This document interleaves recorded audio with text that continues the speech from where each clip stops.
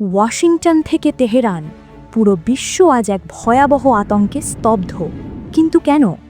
কারণ ইরানের রাজধানী তেহরানের উপকণ্ঠে অবস্থিত বেহেশতি জহরা কবরস্থানে একসাথে খুঁড়ে রাখা হয়েছে ৫,০০০ নতুন কবর। হ্যাঁ, আপনি ঠিকই শুনেছেন।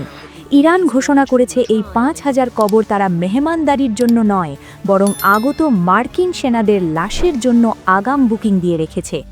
এটি কেবল কোনো হুমকি নয়, এটি একবিংশ শতাব্দীর সবচেয়ে ভয়ঙ্কর ডেথ ওয়ারেন্ট। কিন্তু কেন হঠাৎ এই মরণকূপ খনন করল ইরান? কেন এই কবরের খবর শুনেই কাতার আর বাহরাইনের নিরাপদ ঘাঁটি ছেড়ে পালাচ্ছে মার্কিন কমান্ডোরা?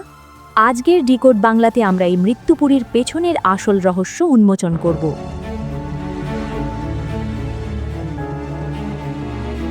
ইরানের বৃহত্তম এই কবরস্থানে সাধারণত মৃতদের দাফন করা হয়, কিন্তু এবার সেখানে যা ঘটছে তা নজিরবিহীন।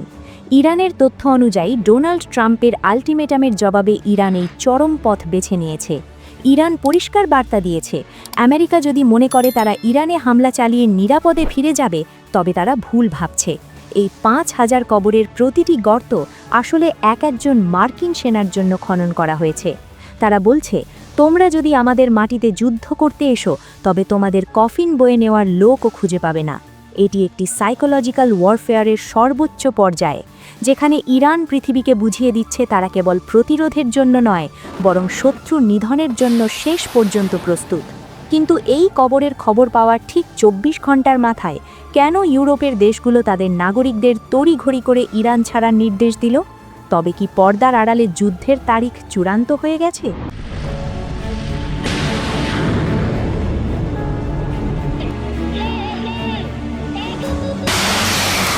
সবচেয়ে নাটকীয় মোড়টি এসেছে ঠিক এখান থেকেই। ইরানের এই কবর কূটনীতি শুরু হতে না হতেই মার্কিন শিবিরে দেখা দিয়েছে অস্থিরতা। পেন্টাগন সূত্রে জানা গেছে, মধ্যপ্রাচ্যে আমেরিকার সবচেয়ে বড় দুর্গ হিসেবে পরিচিত কাতারের আল উদায়েদ বিমান ঘাঁটি থেকে কয়েকশো সেনাকে প্রত্যাহার করা হয়েছে। শুধু তাই নয়, বাহরাইনে মোতায়েন থাকা মার্কিন নৌবাহিনীর বিখ্যাত পঞ্চম ফ্লিট বা নৌবহরকেও এখন সরিয়ে নেওয়া হচ্ছে। পেন্টাগন একে কৌশলগত পুনর্বিন্যাস বলে দাবি করলেও বিশ্লেষকরা বলছেন ভিন্ন কথা। তারা মনে করছেন, ইরান যদি তাদের কয়েক হাজার কামিকাজে ড্রোন আর ব্যালিস্টিক মিসাইল দিয়ে হামলা শুরু করে, তবে এই ঘাঁটিগুলো নিমেষেই ধ্বংস হয়ে যাবে। আর ঠিক সেই কারণেই কি তবে প্রাণ বাঁচাতে পালাচ্ছে মার্কিন সেনারা? কিন্তু মার্কিন সেনারা কি শুধু কাতার বাহরাইন থেকেই সরছে, নাকি পুরো মধ্যপ্রাচ্যেই আমেরিকার আধিপত্য এখন শেষের পথে? জানাবো একটু পরেই। চলুন এই পরিস্থিতির একটু গভীরে যাওয়া যাক। ইরান কেন ৫,০০০ কবরের মতো একটি বিতর্কিত পদক্ষেপ নিল? আসলে এটি আমেরিকার সেই পুরনো ক্ষতকে উস্কে দেওয়া।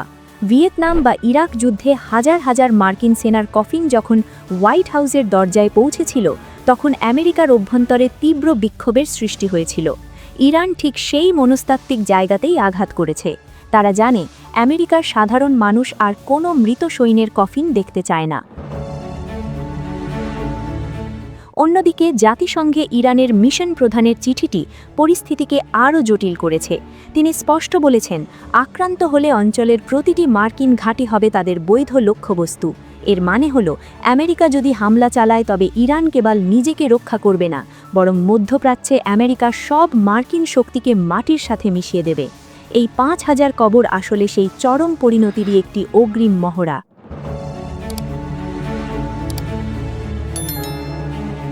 ট্রাম্পের দেওয়া ১০ দিনের সময়সীমা কি তবে এই ৫,০০০ কবরের মধ্যেই পূর্ণতা পাবে?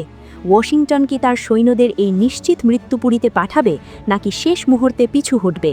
ইরান যেভাবে তাদের যুদ্ধ রসদ সাজিয়েছে, তাতে স্পষ্ট যে মধ্যপ্রাচ্যের মানচিত্র বদলে যাওয়ার সময় চলে এসেছে। ৫,০০০ কবরের এই নিস্তব্ধতা কি একটি মহাপ্রলয়ের পূর্বাভাস, নাকি কেবল একটি বড় মাপের হুমকি, তা বলে দেবে সময়।